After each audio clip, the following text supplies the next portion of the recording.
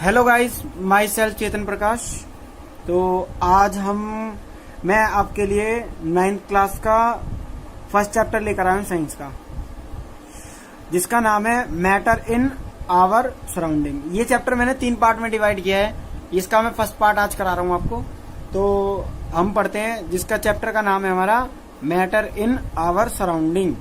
मतलब कि हमारे आसपास जो भी मैटर है सब उसके बारे में हम डिटेल से पढ़ेंगे। तो सबसे पहले हम बात करते हैं मैटर की। देखिए मैटर होता क्या है। देखिए मैटर होता है, देखिए matter is the substances which have mass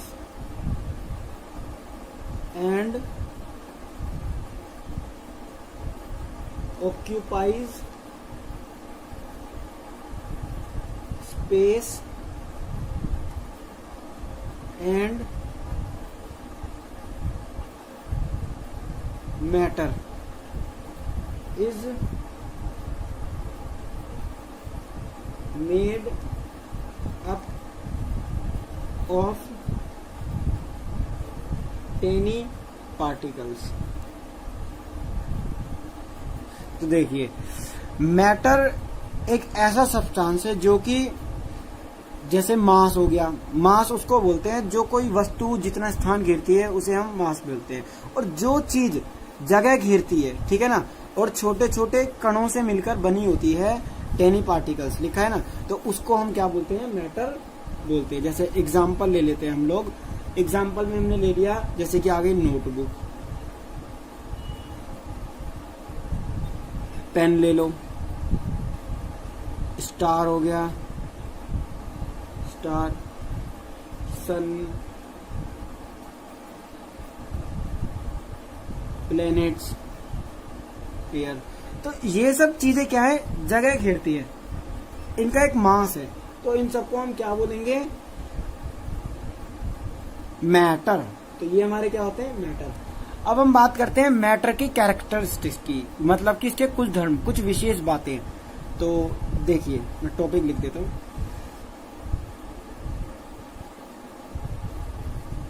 characteristics of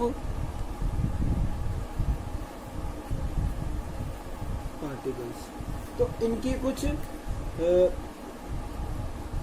properties होती हैं और कैरेक्टरिस्टिक्स होती हैं। तो देखिए हम उसके बारे में जानेंगे। जैसे कि देखिए दे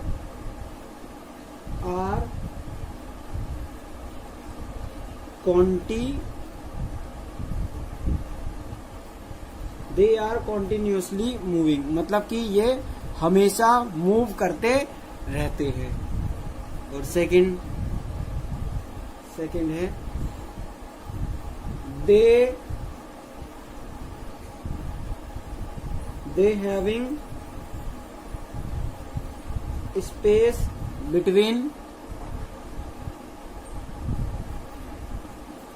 them, इनके बीच में मतलब कि थोड़ा थोड़ा स्पेस होता है। थर्ड है हमारा दे अट्रैक्ट ईच अदर, और ये एक दूसरे को अट्रैक्ट करते हैं, जैसे कोई चार्ज होता है ना, उस तरीके से। अब देखिए अब हम इनको डिटेल में पढ़ते हैं। जैसे कि ये इसका पहला था, दे आर कॉन्टिन्यूसली मूविंग। तो ये हमारा टॉपिक के रूप में हम इसे पढ़ेंगे। तो अब हम इसको डिटेल में पढ़ते हैं। देखिए particles of matter are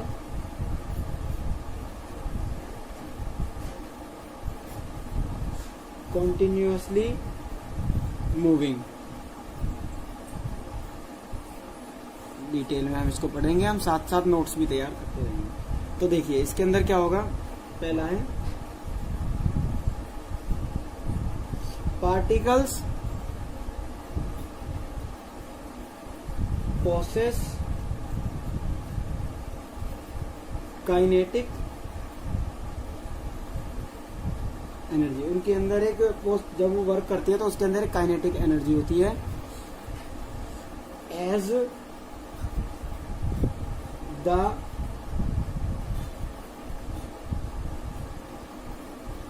temperature rise, particles moves faster because kinetic energy increase। kinetic energy increase मतलब कि ये है, जब ये पार्टिकल प्रोसेस करते हैं, वर्क करते हैं, जो इनकी काइनेटिक एनर्जी होती है, जब इनको टेम्परेचर मिलता है ज्यादा तो ये क्या करते हैं, इनका जो मूविंग होता है बहुत फास्ट हो जाता है। क्यों? इसके अंदर फिर काइनेटिक एनर्जी बढ़ने लग जाती है, इंक्रीज होती है। और मूवमेंट देखिए इसमें कैसे कैसे होते हैं।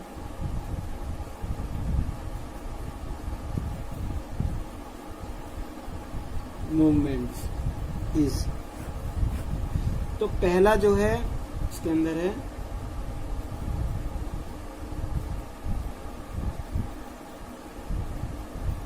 Minimum in solid. सॉलिड के अंदर, इनके अंदर मिनिमम चेंज आता है इसमें। और उसके बाद है मोर इन लिक्विड। लिक्विड के अंदर ये बहुत ज्यादा बढ़ जाती है। लिक्विड और ज्यादातर किसमें बढ़ते हैं ये? Maximum in gases. Maximum in gases.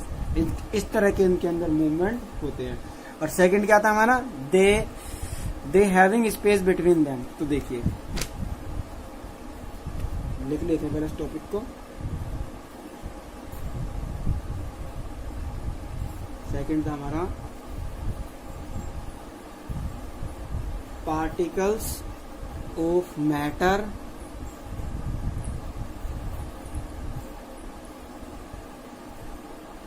having space between them। तो पार्टिकल के अंदर स्पेस कैसे होता है देखिए मैं बताता हूँ। तो क्या होता है कि the space between the particles। तो मैं बताता हूं, जैसे कि आपने कोई एक गिलास वाटर ले लिया, ये इसके अंदर हमने वाटर ले लिया, वाटर का लेवल हमने इधर इतना रखा। अब इसके अंदर मैंने वाटर लेवल ले लिया और उसका लेवल नाप लिया गया यहाँ तक है। तो इसके अंदर मैंने घेरी शुगर, ऐड कर दी इसके अंदर शुगर, 1 चम्मच या 2-3 चम्मच इसके अंदर शुगर डाल दी। तो जब हम कोई चीज डालते हैं तो इसका वाटर लेवल बढ़ना चाहिए, लेकिन जब हमने इसका वाटर लेवल नापा तो यहीं का यहीं था। इससे क्या पता लगता है? मतलब कि वाटर के अंदर स्पेस है, जब ये इसके अंदर अरेंज हो गया और वाटर का जो लेवल है वही का वही रहा। तो इसके अंदर जो चेंजेस आते हैं देखिए कैसे कैसे होते हैं। देखिए किसके अंदर कैसे कैसे। मिनिमम इन सॉलिड, सॉलिड्स के अंदर मिनिमम चेंज आता है। मोर इन लिक्विड्स के अंदर ज्यादा आता है। मैक्सिमम इन गैसेस के अंदर भी ज्यादा आता है। अब हम आगे बढ़ते हैं। देखिए थर्ड जो था हमारा,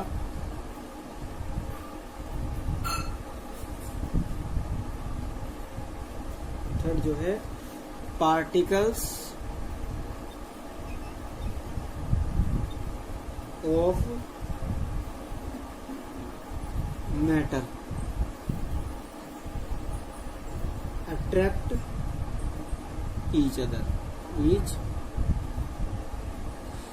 एक दूसरे को ये कैसे अट्रैक्ट करते हैं इस बारे में देखिए।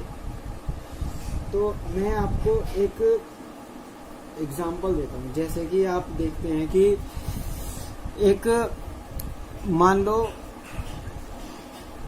ये एक नल का हिस्सा है जहां से पानी निकलता है, टोटी जैसे बोलते हैं ना, इस तरह से।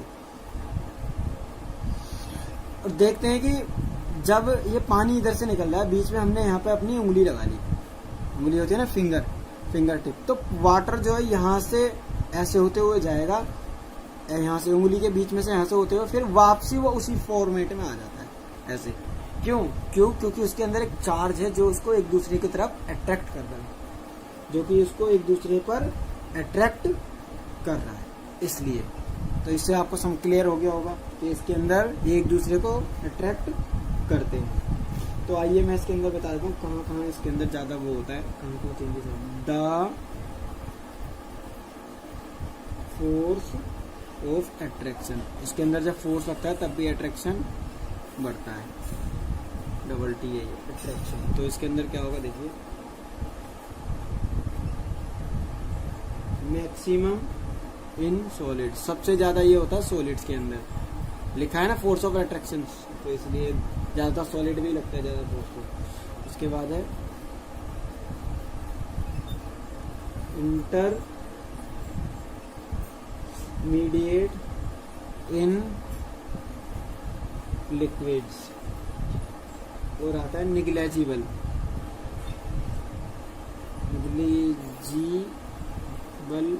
इन गैस, मतलब कि गैसेस के अंदर ये सबसे कम होता है, इसलिए इसका बोलते हैं निग्लेजिबल इन गैसेस। गैसेस का तो कोई कारण नहीं इसके अंदर, लेकिन लिक्विड फॉर्मेट में मैंने आपको एक एग्जांपल दिया। अब हम आगे चलते हैं, अब हम बात करते हैं स्टेट्स ऑफ मैटर। देखिए इसको आप अच्छी तरह समझिए, पूरा फॉर्मेट है, इसी ऊपर चैप्टर देंगे, मैं लिख देता हूँ आपको। States of matter, states of matter जो है हमारे 3 टाइप के होते हैं। देखिए इसके अंदर हम समझेंगे अच्छी तरह, एक होता है हमारा सॉलिड, एक होता है हमारा लिक्विड, और एक होता है हमारे गैस, मतलब कि ठोस, द्रव और गैस, ये 3 स्टेट होते हैं। अब एक एग्जांपल देता हूं मैं, आप देखो अच्छी तरह देखें। जैसे कि एक मैंने कुछ ले लिया ये, ठीक है, इसके अंदर जो पार्टिकल्स होते हैं ना, ऐसे एक दूसरे से बिल्कुल चिपके हुए रहते हैं इस तरीके से। जैसे पार्टिकल्स मैंने बना दिए छोटे छोटे, गोल रिंग की तरह मैं बना रहा हूं इस तरीके से। इनके अंदर बिल्कुल भी इंट्रामोलिकुलर स्पेस नहीं होता, जैसे कि स्टोन मार लो उसको या कुछ भी। अब इसके अंदर लिक्विड के अंदर क्या होता है कि कुछ थोड़ा इस तरीके से होता है, थोड़ा इस तरीके से, थोड़ा इस तरीके से, थोड़ा इस तरीके से, थोड़ा इस तरीके से। तो इनके अंदर थोड़ा थोड़ा इंट्रामोलिकुलर स्पेस होता है पार्टिकल्स के अंदर। और गैसेस के अंदर क्या होता है, गैसेस के अंदर जो पार्टिकल होते हैं बिल्कुल फ्री होते हैं, और जिनके अंदर बहुत ज्यादा more than intramolecular space. Intramolecular space का मतलब होता है इन पार्टिकल्स के बीच में जो दूरी है, जो खाली स्पेस है, उसको बोलते हैं हम इंट्रामोलिकुलर स्पेस। तो देखिए अब हम इसके बारे में थोड़ी डेफिनेशन टाइप भी लिखेंगे। देखिए सबसे पहले हम आते हैं सॉलिड्स पर। सॉलिड्स के अंदर देखिए क्या क्या होता है। सॉलिड्स के अंदर हमारा होता है, पहला पॉइंट है हमारा डेफिनेट शेप। डेफिनेट शेप का मतलब होता है इसकी बिल्कुल फिक्स क्या होती है, शेप होती है सॉलिड के अंदर। जैसे एक पत्थर है, पत्थर की एक करेक्ट शेप होती है ना, इस तरीके से। सेकंड है हमारा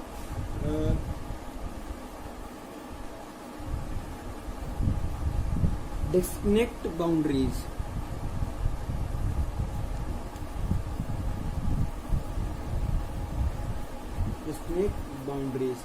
डिस्टिंक्ट बाउंड्रीज का मतलब ये चिपके हुए होते हैं बिल्कुल बाउंड्री से, जो इसके पार्टिकल्स हैं इसके अंदर। और होते हैं रिजिड। RIGID। रिजिड का मतलब होता है जब कोई चीज मूव नहीं करती, इसके पार्टिकल एक जगह स्थिर रहते हैं, जिस किसी भी मीडियम के अंदर, उसको हम क्या बोलते हैं, रिजिड।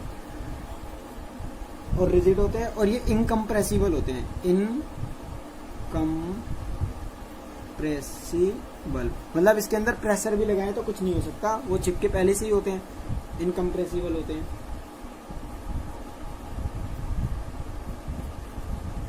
डेफिनेट वॉल्यूम, इसका एक फिक्स वॉल्यूम होता है कि मान लो अगर कोई किताब है जो इतनी जगह घेरी है वो उतनी ही घेरी सॉलिड के अंदर, वो है तो सॉलिड स्टेट के अंदर ही। अब हम आते हैं किस पर, लिक्विड स्टेट पर।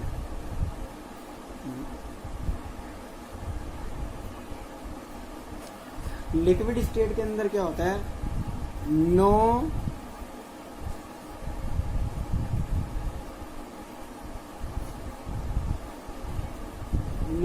Definite shape.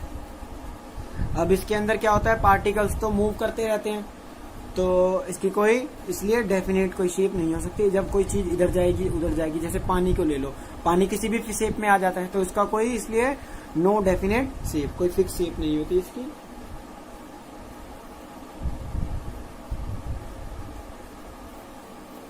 No definite boundaries, इसकी कोई बाउंड्रीज भी नहीं होती, डेफिनेट बाउंड्री, जहां गिर दो उधर ही कोई ये चल देता है। वाटर होता है ना, वाटर ले लो इसका एग्जांपल, लिक्विड फॉर्म में, मिल्क ले लो, कुछ भी ले सकते हैं। और ये कैसा होता है प्रॉपर्टीज के अंदर, फ्लूडी। फ्लूडी का मतलब जो चीज बहाव होती है, बहने वाली होती है, उसको हम क्या बोलते हैं, फ्लूडी कहते हैं। और इसके अंदर होता है लो कंप्रेसिबल, इसको इकट्ठा किया जा सकता है थोड़ा सा प्रेशर देकर, लो कंप्रेसिबल, लेकिन थोड़ा ज्यादा में तो ये फैल जाएगा, लो कंप्रेसिबल। और डेफिनेट वॉल्यूम, इसका डेफिनेट वॉल्यूम होता है, डेफिनेट वॉल्यूम। अब हम बात करते हैं गैस की, तो मैं इधर एक लाइन खींच देता हूं, इससे आपको कंफ्यूजन ना हो।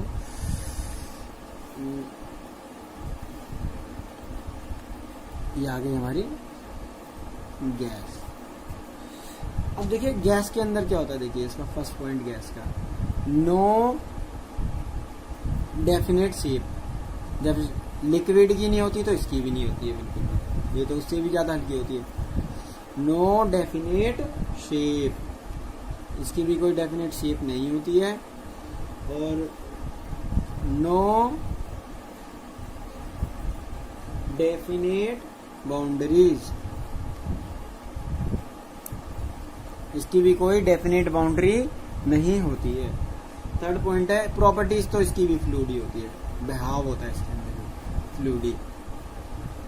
और ये हाई कंप्रेसिबल, इसके अंदर बहुत ज्यादा प्रेशर लगाया जा सकता है। जब भी गैस को हम लिक्विड फॉर्म में लाते हैं, जैसा कि हमारी लिक्विफाइड पेट्रोलियम गैस होती है ना, उसी तरीके से हाई कंप्रेसिबल, हाई कंप्रेसिबल होती है ये। और इसका होता है नो डेफिनेट वॉल्यूम होता है इसका, नो डेफिनेट वॉल्यूम। वॉल्यूम उसे बोलते हैं जो जगह घेरती है, जितने एरिया, वो तब होती है। अब हम बात करते हैं, ये आपको उम्मीद है समझ आया होगा, मैंने आपको नोट्स टाइप में भी बनवा दिया, वैसे भी समझा दिया। देखिए ये तो स्टेट थे हमारे, अब हम change in state of matter. अब ये जो स्टेट चेंज करते हैं कैसे करते हैं वो हम बात करेंगे। देखिए वो हमारे नेक्स्ट पार्ट में है, ये हमारा फर्स्ट पार्ट था, तो फर्स्ट पार्ट के अंदर इतना ही, तो सेकंड पार्ट में आपके लिए जल्दी लेकर आऊंगा। Thank you.